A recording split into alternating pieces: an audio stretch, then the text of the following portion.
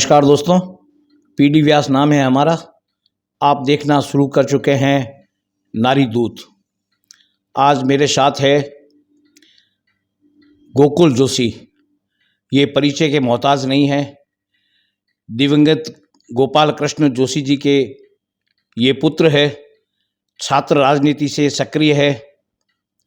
2 बार पार्षद रह चुके हैं और बीकानेर शहर भाजपा के लगातार तीसरी बार उपाध्यक्ष है। जोशी जी, आपका स्वागत है नारी दूत चैनल पर। सबसे पहले तो नारी दूत का बहुत बहुत धन्यवाद कि मुझे आपने यहाँ इस तरह से बोलने का कोई मौका दे रहे हैं, उसके लिए। जोशी जी, आपका बीजेपी के टिकट के प्रबल दावेदारों में से है, तो आपको क्या उम्मीद है कि आपको टिकट मिल जाएगा?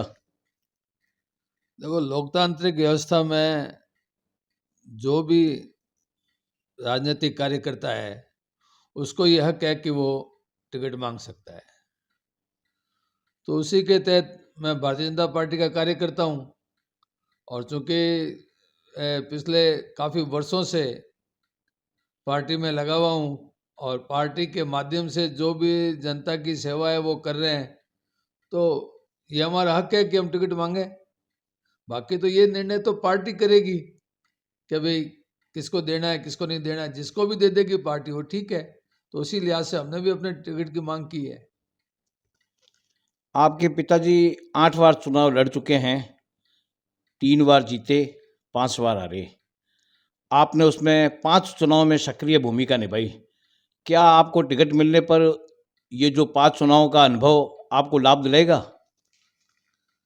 निश्चित रूप से मेरे पिताजी छात्र जीवन से राजनीति में रहे, डोंगरू कॉलेज के प्रेसिडेंट रहे, नगर परिषद के चेयरमैन रहे बीकानेर के, और उसके बाद उन्होंने लगभग 8 चुनाव जो है एमएलए के लड़े। 8 में से 5 चुनाव में मैं उनका इलेक्शन एजेंट रहा और चुनाव का काम भी देखते थे। तो निश्चित रूप से एक चुनाव का अनुभव, एक लोगों से मिलने जुलने का अनुभव, कैसे मैनेजमेंट करते हैं इसका एक अनुभव तो है ही, तो इसका लाभ तो मिलता ही है। बीडी कल्ला साहब भी लगातार चुनाव लड़े हैं, कभी आपका सीधा उनसे मुकाबला हुआ नहीं है। और चूंकि वो 5 साल से मंत्री है, उनकी प्रशासन में और बीकानेर शहर में लोगों में अच्छी पकड़ है, तो क्या टिकट मिलने पर आप यह उम्मीद करते हैं कि आप उनसे मुकाबला करके जीत जाएंगे? पिछले 3 चुनाव में उनसे मुकाबला हुआ है बराबर। 2008 में, 13 में, 18 में 2 चुनाव मेरे पिताजी जीते हैं, बिल्कुल उनके सामने डायरेक्ट फाइट में जीते हैं। और 18 का चुनाव भी हम बहुत थोड़े से मार्जिन से लूज कर गए। तो चुनाव में तो वोट तो जनता देती है, वोट कोई मंत्री या प्रशासनिक अधिकारी का तो कोई इसमें प्रश्न ही नहीं है कि चाहे कोई किसी का ही हो चाहे कुछ भी हो, लेकिन वोट जनता को देना है। और जनता जो है वो इस राज से, यहाँ की जो व्यवस्था है उससे त्रस्त हो चुकी है। तो इसलिए जनता ने अपना एकदम दिमाग बना रखा है, मूड बना रखा है, और अब की बार जनता जो है भारतीय जनता पार्टी के साथ जाएगी और पूरे बीकानेर में नहीं पूरे राजस्थान में कमल खिलेगा। आपके विरोधियों का कहना है कि आप व्यापारी लाइन के आदमी हैं, आपका जनता से कोई सीधा जुड़ाव नहीं है, तो फिर ये बात आप कहाँ तक सही मानते हैं? देखो, विरोधी क्या कहते हैं ये तो अलग बात है। लगातार मेरे पिताजी रहे राजनीतिक क्षेत्र में और विधायक रहे, मैं भी 2 बार पार्षद रहा, तो जनता से जुड़ाव तो कैसे नहीं है। व्यापारी की बात करें तो काम तो कुछ ना कुछ तो करना ही है। जो लोग कह रहे हैं क्या वो निठल्ले बैठे हैं, कोई काम नहीं करते हैं क्या वो लोग? मतलब उसका आय का क्या साधन होगा? कोई तो आय का साधन तो करना पड़ेगा, तो काम तो करना किसी के लिए मना नहीं है, कोई न कोई तो काम करना है। तो मैं भी अपना काम करता हूँ। तो इसलिए ये कहना कि भाई मैं व्यापारी हूँ और जनता से जुड़ाव नहीं है, तो जनता से तो लगातार मिलते रहते हैं। आप देख लो, यहाँ की जनता को पूछ लो कि जुड़ाव है या नहीं है, या मिलता हूँ या नहीं मिलता हूँ। तो ये तो ठीक है, कहने की बात है तो कहेंगे, कुछ तो उनको कहना है, इसलिए कुछ तो कहना ही पड़ेगा कि जनता जुड़ाव नहीं होता तो 2 बार पार्षद ऐसी परिस्थिति में कैसे जीतता मैं। आपके बारे में यह कहा जा सकता है, शहर में और पाटों पर यह चर्चा है कि गोकुल जोशी को अगर टिकट मिलेगा तो बीडी कल्ला से अच्छी टक्कर हो जाएगी, क्योंकि आप उनके रिश्तेदार हैं और उनके रिश्तेदार आप है, वो आपके रिश्तेदार है, तो जो जो जातीय संतुलन है उसको आप ही साध सकते हैं। ये बात कहाँ तक सही है? देखिए, मैं भारतीय जनता पार्टी का कार्यकर्ता हूँ और उसके नाते मैं ये उम्मीद नहीं करता कि विशेषतया एक जाति या कोई पर्टिकुलर जो है व्यक्ति मुझे सपोर्ट करे। आदमी चुनाव जब जीतता है जब सब लोग उनको सपोर्ट करते हैं, इसलिए मैं इसमें विश्वास रखता हूँ कि यदि मुझे पार्टी मौका देती है तो सारी जातियों के लोग जो मिलकर जो है चुनाव को जिताएंगे। बीडी कल्ला साहब जीतने के बाद, मंत्री बनने के बाद उनके परिवार के लगभग सदस्य मंत्री बन जाते हैं बिना शपथ लिए हुए। तो आपका भी बड़ा परिवार है, आप विधायक बनेंगे तो आपके भी जो परिवार के लोग विधायकी करेंगे? देखो, मेरे पिताजी के वक्त में भी ऐसा नहीं था। वो हमेशा से कहते थे कि अगर मैं एमएलए बनता हूँ तो सिर्फ मैं घर में एक ही एमएलए हूँ। तो हमारे घर वाले जो हैं इस ढंग की कोई भी तरह की जो है ना इसमें दखलंदाजी नहीं करते हैं। अभी आपको जो टिकट दिया जाएगा उसमें आपके पिताजी की छवि को देखते हुए, राजनीतिक पृष्ठभूमि का परिवार देखते हुए टिकट मिलने की संभावनाएं आम जनता में, राजनीतिक गलियारों में है। लेकिन आपने बीकानेर के मतदाताओं के लिए ऐसा क्या कर दिया जिससे आपको यह लगे कि मुझे टिकट दिया जाए? देखो, मैं मतलब पिछले लगभग 30-35 सालों से जो हूँ सक्रिय राजनीति में हूँ। तो राजनीति के माध्यम से जो जन सेवा कर सकते हैं वो करते हैं, चाहे वो किसी तरह का काम हो। मैं कोई एक काम गिनाने की जरूरत नहीं है, लेकिन चाहे किसी तरह का काम हो, जनता के बीच में रहते हैं तो जो जनता का काम होता है वो करते हैं। और चूंकि राजनीतिक कार्यकर्ता हैं तो हर राजनीतिक कार्यकर्ता की महत्वाकांक्षा रहती है कि मुझे भी इस टिकट का मौका मिले और मैं भी चुनाव लड़ूं। तो उसी के तहत मैं कह रहा हूँ कि अभी मुझे भी मौका मिले, मैं चुनाव लड़ूं। आपके पिताजी बीकानेर पश्चिम विधानसभा से लगातार 2 बार विधायक रहे। आपकी होटल के लगभग 300-400 मीटर की दूरी पर रेल फाटक कोर्ट गेट की जो समस्या है उससे बीकानेर की जनता लगातार दुखी, परेशान, प्रताड़ित है। तो उस पर उस वक्त क्या काम हुआ और आपके विधायक बनने के बाद आपने क्या प्लानिंग कर रखी है? देखिए, उस वक्त भी जो है वसुंधरा जी जब मुख्यमंत्री थी तब यहाँ पे एक एलिवेटेड रोड का प्लान आया था, क्योंकि बाईपास के लिए तो शुरू से ही मना कर दिया था रेलवे वालों ने कि बाईपास तो संभव नहीं है यहाँ पर। एलिवेटेड रोड का प्लान बना था और उसके नक्शे वक्शे भी तैयार हो गए थे। चूँकि व्यापारियों ने जो है हाईकोर्ट में जाकर उस पर स्टे ले लिया, इसलिए वो जो इसकी क्रियान्विति नहीं हो सकी। अब रहा सवाल कि भाई इसका क्या होना चाहिए जो एक स्थायी समाधान हो।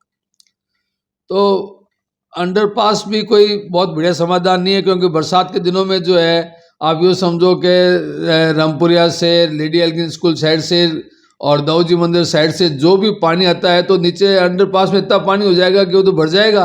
तो बरसात के दिनों में कोई भी दुर्घटना होने की संभावना है। इसका बेस्ट सॉल्यूशन तो यही है कि यहाँ कोई एलिवेटेड रोड का प्रस्ताव हो और उसमें सभी व्यापारियों की सहमति बने। उनको ये नहीं लगे कि भाई हमारा कोई व्यापारिक नुकसान हो रहा है।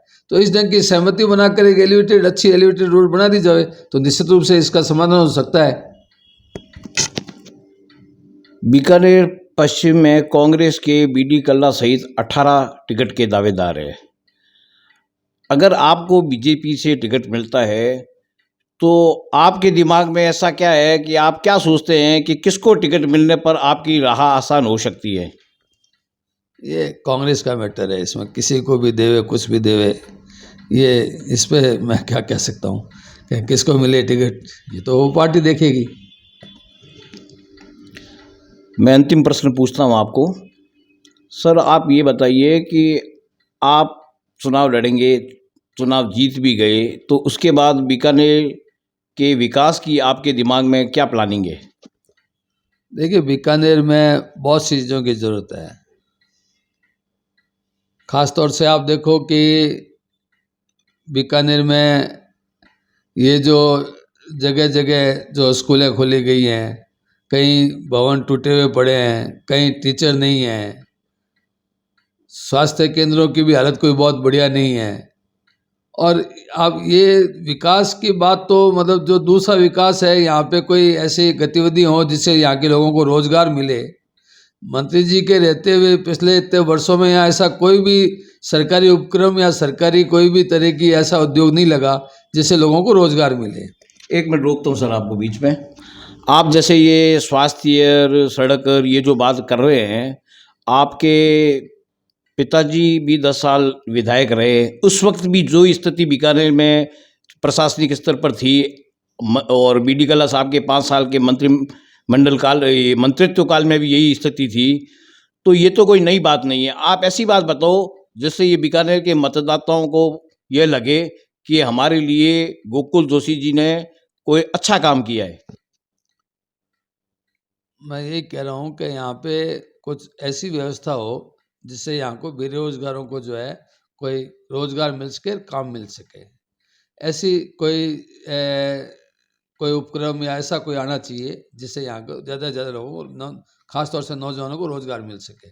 मैं यही कह रहा था कि आपने विकास की बात की है, तो ये तो बहुत दूर की बात है कि कोई उपक्रम लगे। यहाँ नालियों की, सड़कों की व्यवस्था ही ठीक नहीं है।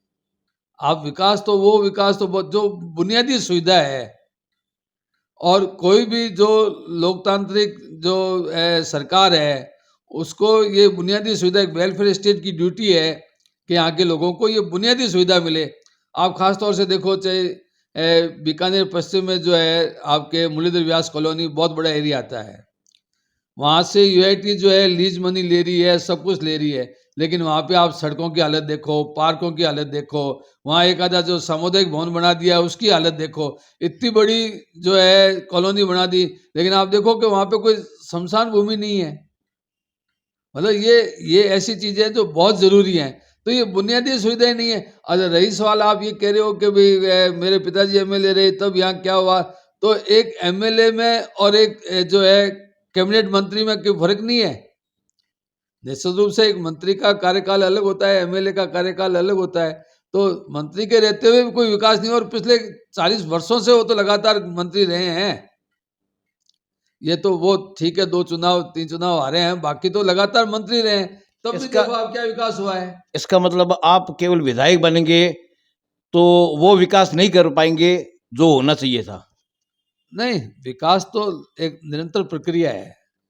ये नहीं है कि भाई विधायक बने तो नहीं और मंत्री बने तो हो। ये तो एक लगातार प्रक्रिया है जिसमें जो जो काम सामने आते हैं विकास के, वो काम सारे करने होते हैं। वैसे मैंने आपको अंतिम प्रश्न का बोला था, लेकिन एक प्रश्न मेरे दिमाग में आया, वो ये कि ये जो बीकानेर में 13,343 फर्जी मतदाताओं का बीजेपी वालों ने जो आरोप लगाया था, आपके साथी नेताओं ने प्रशासन पर, और प्रशासन ने क्लीन चिट दे दी है कि वो कोई फर्जी नहीं है, तो इस पर आप क्या कहेंगे? देखो, हमारे पार्टी के लोगों ने तो बाद में बात उठाई है। पहले कांग्रेस पार्टी के लोगों ने ही इस पे प्रश्न चिन्ह लगाया था। आप याद करके देख लो, अखबारों में फोटो भी आए हैं। इसलिए पहले तो आप इसको सुधारो कि बाद में भारतीय जनता पार्टी ने ये बात जरूर उठाई है, तो ठीक है, ये जांच का विषय है। नहीं, चुनाव नज़दीक आ गए, अधिसूचना जारी हो गई, फिर जांच कब होगी? नहीं, जांच तो उन्होंने की है, अब वो कहाँ तक सही की है। आपने इस बारे में प्रशासनिक अधिकारियों से बात की? हमारे भारतीय जनता पार्टी के लोगों ने की है बात, साथ में गए हैं उनके। वो तो सामूहिक रूप से कोई व्यक्तिगत बात का सवाल नहीं है, ये तो पार्टी की तरफ से जो है डेपुटेशन मिला है जिला कलेक्टर महोदय से, इन सब से, और हाईकोर्ट में पीआईएल भी लगी थी। तो अब जो जैसा हाईकोर्ट ने निर्देश दिया है उसके अनुसार जो भी निर्णय होगा वो ठीक होगा। साथियों, आप गोकुल जोशी जी, इनका कहना है कि अगर पार्टी हमें टिकट देगी और बीकानेर के मतदाता हमें जिताएंगे। ये उनको पूरा विश्वास है कि इनकी कार्यशैली को देखते हुए चुनाव जिताएंगे। तो दूसरे राजनेताओं की तरह, विरोधी जो कांग्रेसी राजनेताओं की तरह उनकी परिपाटी परिवारवाद को पनपने की नहीं होगी। ये केवल विधायक बनेंगे तो केवल ये ही विधायकी करेंगे। साथियों, अपना और अपनों का ख्याल रखिए। कैमरा पर्सन विकास सेवक के साथ दीजिए इजाजत। नमस्कार।